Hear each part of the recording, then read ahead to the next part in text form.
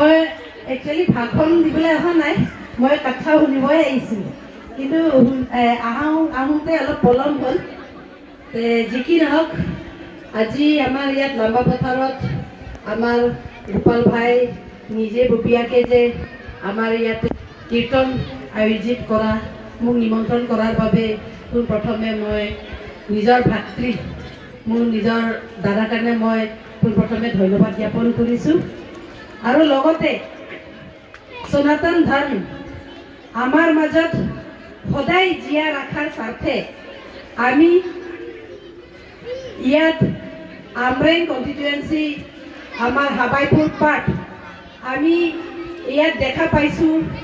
আমাৰ খালি আমৰেং সমষ্টি নহয়, আমাৰ কপিলী সমষ্টিৰ পৰাই বাইদেউসকলে আহিছে, ভাউজীসকলে আহিছে, খুব ভাল লাগিছে।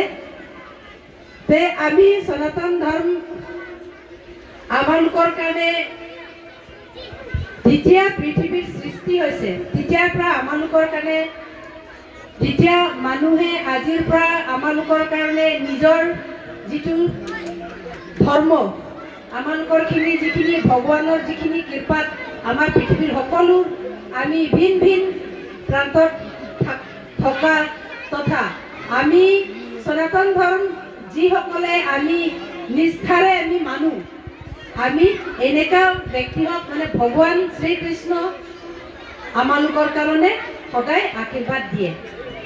আৰু আপোনালোকে চাব, সনাতন ধৰ্ম আপোনালোকে আমালোকৰ মাজত কেতিয়াবা তেনেকুৱা আমি ব্ৰত ৰাখোঁ, ব্ৰত ৰাখোঁ, নিৰ্জলা ব্ৰত ৰাখোঁ, আমি ইয়াতে একো দুখ কষ্ট নেপাওঁ।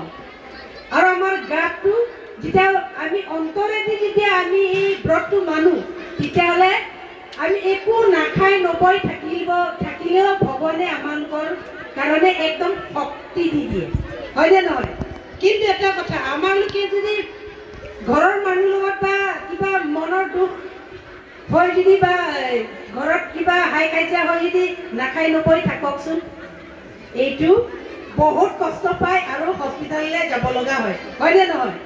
কিন্তু ভগৱানৰ প্ৰতি যদি আমি ইয়াত ব্ৰত ৰাখোঁ তেতিয়াহ'লে আমাৰ একো কষ্ট নাপাওঁ। কিন্তু ব্ৰত ৰাখোঁতে আমি নিষ্ঠাৰে আমি পবিত্ৰ মনেৰেহে কিন্তু সেই ব্ৰতটো ৰাখিব লাগিব, তেতিয়াহে আমালোকৰ শৰীৰটো কষ্ট নাপায়। গতিকে মই যদিও কাৰ্বি ছোৱালী, মই যেতিয়াৰ পৰা মই মানে পূজা পাঠ দেখিছোঁ বা মই জনা হৈছোঁ তেতিয়াৰ পৰা মই সনাতন ধৰ্ম কাৰণে মই বহুত মানে ভাল পাওঁ আৰু ভাল লাগে আৰু মনটো খুব শান্তি লাগে। আমাৰ কাৰ্বি মানুহে আমাৰ নেদেখাজনকে আমি পূজা কৰোঁ। আমাৰ কাৰ্বি সম্প্ৰদায় আমাৰ যিটো নেকি সংহাৰী ধৰ্ম, আমি নদ নদী পাহাৰ আৰু তাৰপিছতে আমি গছ গছনিক আমি পূজা কৰোঁ। আমি সনাতন ধৰ্মৰ লগত একেই মিলোঁ, কাৰণ কিয় আমি বৰগছত আমি পূজা কৰোঁ, হয়নে নহয়? ঠিক তেনেধৰণে আমি গংগা পূজা কৰোঁ।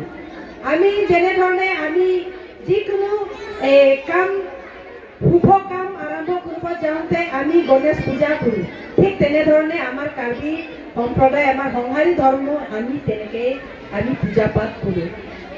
সেই গতিকে আমি এতিয়া মা দুৰ্গা যেতিয়া পূজা কৰোঁ, আমি যেতিয়া নৱৰাত্ৰি যেতিয়া পূৰা হয় তেতিয়া আমি তাত পাঠা আমি বলি দিওঁ। ঠিক তেনেধৰণে আমাৰ কাৰ্বি সম্প্ৰদায়সকলে আমালোকেও বলি প্ৰথাটো আমাৰ আছে।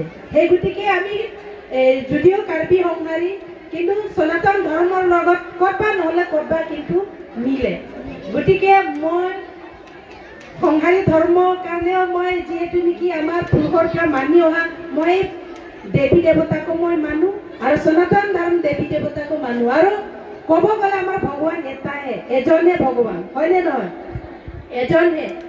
পৃথিৱীতহে আমি পূজা পাঠ কৰা সকলো নিয়ম নীতিবিলাক অলপ অলপ ডিফাৰেঞ্চ থাকে, অলপ অলপ বেলেগ থাকে, কিন্তু ভগৱান আমাৰ এজনহে আমাৰ ভগৱানে, এজনহে ভগৱানে পৰমাত্মাই আমাৰ সকলোৰ কাৰণেও আশীৰ্বাদ দিয়ে আৰু সকলোৰ কাৰণেও এখেতে সদায় আমাৰ সন্তান বুলিহে আমালোকৰ কাৰণে এই পৃথিৱীৰ সৃষ্টি কৰাটো এখেতৰ সকলো আমাৰ দেৱী দেৱতাসকলৰ আশীৰ্বাদ আমাৰ ওপৰত আছে।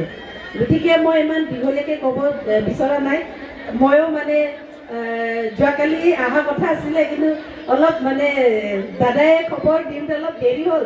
তাৰপিছত মোৰ এটা স্বভাৱ আছে যে পূজা যদি যাব লগা হয় তেতিয়া মানে বিনা খোৱাত গ'লে মানে ভাল লাগে। কিন্তু যোৱাকালি যেতিয়া মই জলপান কৰাৰ পিছতে দাদাৰ ফোন আহিল, গোটেই যোৱাকালি আহিব পৰা নাই। তাকে আজিতো যেনেকৈ হ'লেও যাম বুলি আহি গ'লোঁ। তথাপি 1 ঘণ্টা লেট হৈছে।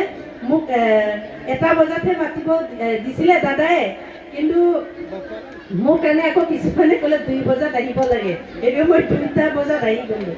একো নহয়, মই আপোনালোকৰ সকলোৰে মাজত যে মই তেনেকৈ আহিব পোৱাৰ কাৰণে মই ইয়াত যিমান মোৰ বাইদেউসকলে, ভণ্টিসকলে, দাদাসকলে, ভাইটিসকলে আপোনালোকৰ লগ পাই মোক খুব ভাল পাইছে, আনন্দিত হৈছোঁ। আৰু লগতে মোৰ লগত আমাৰ BDC চেয়াৰমেন বাবুৰাম তেৰণ ডাঙৰীয়াও আছে। দাদাকো মই কৈছোঁ যে আপুনিও আহক, সেইবিলাকত আপুনিও মানে ভগৱানৰ যেতিয়া ভক্তি কৰিলে মনটো ভাল হয়। দাদাকো মই মাতিলোঁ, দাদাও মানে কম সময়ত আহি গৈছে। গতিকে দাদাকো ধন্যবাদ থাকিল। মোৰ যিখিনি আপোনালোকৰ সন্মুখতে মই যিখিনি মানে আপোনালোকৰ কাৰণে 2 এষাৰ মোৰ অন্তৰৰ কথা ক'ব পোৱাৰ কাৰণে মই গোপাল দাইলে মই বহুত বহুত ধেৰে মানে ধন্যবাদ।